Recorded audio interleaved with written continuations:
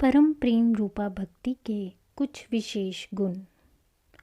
जब आह्लादनी शक्ति की जागृति एवं क्रियाशीलता के उपरांत भक्त को परम प्रेम रूपा भक्ति की प्राप्ति होती है तो उसमें कुछ ऐसे गुण प्रकट होते हैं जो गौणी भक्ति में नहीं होते।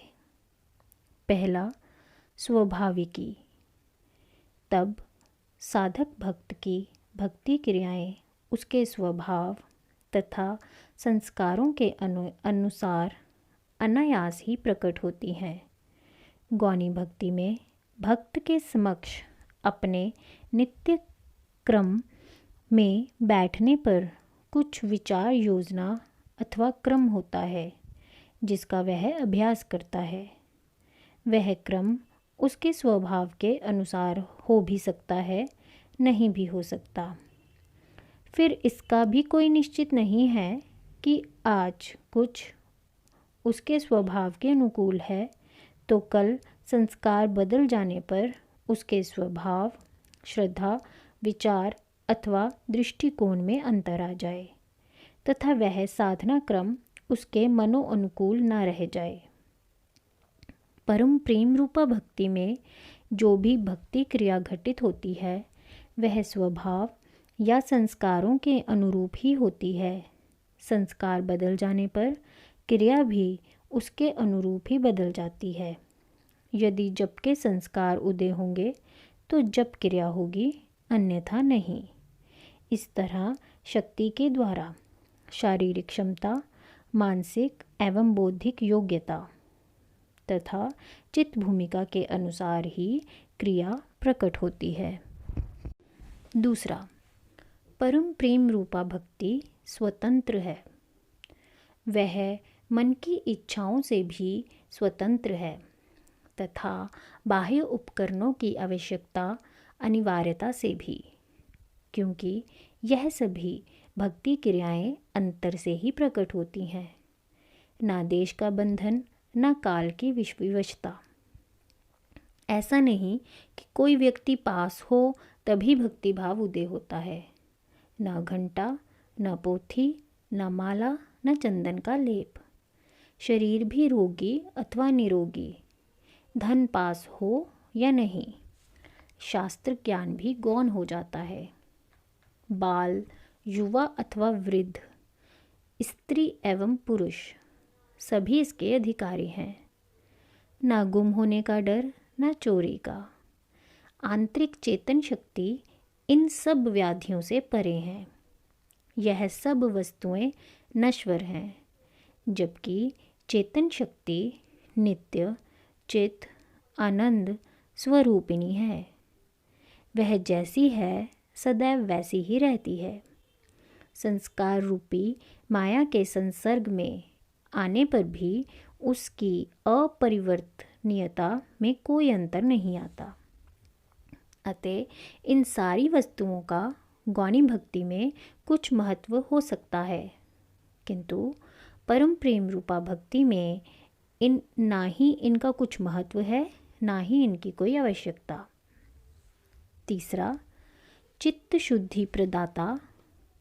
गौणी भक्ति अहंकार युक्त होने से अपने साधना क्रम में भी आसक्ति के भाव उदय हो जाते हैं, जिस कारण भक्ति के भी संस्कार संचित हो जाते हैं। चाहे वह संस्कार सात्विक ही क्यों ना हो, है तो संस्कार ही। फिर भी चित्त की अवस्था भी बदलती रहती है। यदि आज सात्विक संस्कार संचय हो रहे हैं तो कल तम रज के संस्कार भी संचित होंगे। साधन तथा भक्ति का मूल उद्देश्य तो सभी प्रकार के संस्कारों का क्षय करके अध्यात्म लाभ प्राप्त करना है। यह कार्य परम प्रेम रूपा भक्ति के द्वारा संपादित होना ही सहज संभव है, क्योंकि इसमें शक्ति का प्रवाह अंतर्मुखी होता है। संस्कारों के आधार पर मन की इच्छा, वासना से स्वतंत्र शक्ति की क्रिया के रूप में भक्ति भावनाएं एवं क्रियाएं चित्त में प्रकट कर संस्कार क्षय कर देती हैं एवं इस प्रकार चित्त शुद्धि का क्रम चलने लगता है। केवल इतना ही नहीं, परम प्रेम रूपा भक्ति चित्त की ऐसी संतुलित अवस्था बनाने में भी सहायक होती है कि आगे संस्कार संचय ही रुक जाता है, क्योंकि संतुलित चित्त अपने कर्म, फल तथा समक्ष उपस्थित दुख सुख से अप्रभावित रहता है। चौथा, भेदभाव रहित परम प्रेम रूपा भक्ति में जाति, वर्ण, आश्रम, कुल, देश, काल, संप्रदाय इत्यादि का कोई भेदभाव नहीं। यह किसी को भी जिस पर ईश्वर की कृपा हो प्राप्त हो सकती है। ब्राह्मण तथा चांडाल उसके समक्ष एक ही है, चाहे कोई हिंदू हो या मुसलमान या ईसाई, उच्च कुल में जन्म लिया हो या नीच कुल में, भारत में पैदा हुआ हो या यूरोप, अमेरिका या जापान में, स्त्री हो या पुरुष, उसके लिए सभी बराबर हैं। यह सब व्याधियाँ या तो शरीर की हैं या मन के भाव। बड़े बड़े विद्वान कर्मकांडी ब्राह्मण बैठे रह जाते हैं तथा वह एक चंडाल में उदय हो जाती है। उसके कृपा करने का अपना ही ढंग है, अपना ही आधार है। वह शरीर को नहीं, हृदय के भाव को देखती है। वह कर्म को नहीं, उसके पीछे की भावना को देखती है।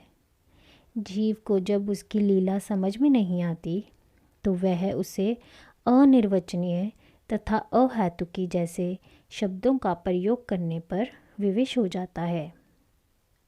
पांचवा, करने में अत्यंत सरल। सरल तो यह तभी है जब यह प्राप्त हो जाए। इसको प्राप्त करना बहुत कठिन है, किंतु यदि एक बार भक्त इसमें स्थापित हो जाए तो उसकी साधना भक्ति बहुत सरल और सुखकर हो जाती है। वास्तव में यहाँ सरल शब्द का प्रयोग उचित नहीं लगता।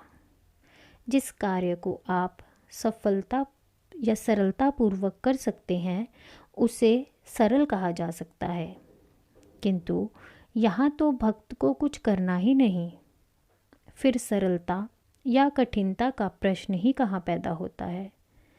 सारा भक्ति भाव तथा साधना का उत्तरदायित्व तो जागृत आह्लादनी शक्ति वहन करती है। भक्त तो सारा बोझ शक्ति पर डालकर स्वयं मुक्त होकर बैठ जाता है। फिर तो शक्ति जाने और उसका काम। शक्ति वैसे तो माता है, जगत जननी है, किंतु अपने भक्त की दासी होकर रहती है। भक्त के जन्म जन्मांतर की मैल, जिसे वह स्वयं कदापि भी अपने प्रयत्न से शुद्ध नहीं कर सकता, उसे निर्मल बनाती है। भक्त को उसकी चिंता से मुक्ति प्राप्त हो जाती है। वास्तव में ईश्वर की कृपा तभी समझी जानी चाहिए जब वह माया में बंधे हुए जीव पर दया करके आह्लादनी शक्ति की जागृति रूपी वर्षा कर देते हैं। उसके मन को प्रभु प्रेम में रंग देते हैं। उसके पापों को भस्मीभूत करने का सारा बोझ अपने सशक्त कंधों पर उठा लेते हैं। जीव का व्यक्तित्व, दृष्टिकोण, व्यवहार आदि सभी कुछ परिवर्तित हो जाता है। उसके अंधकारमय हृदय में आत्म प्रकाश प्रस्फुटित होकर सर्वत्र आलोक फैला देता है।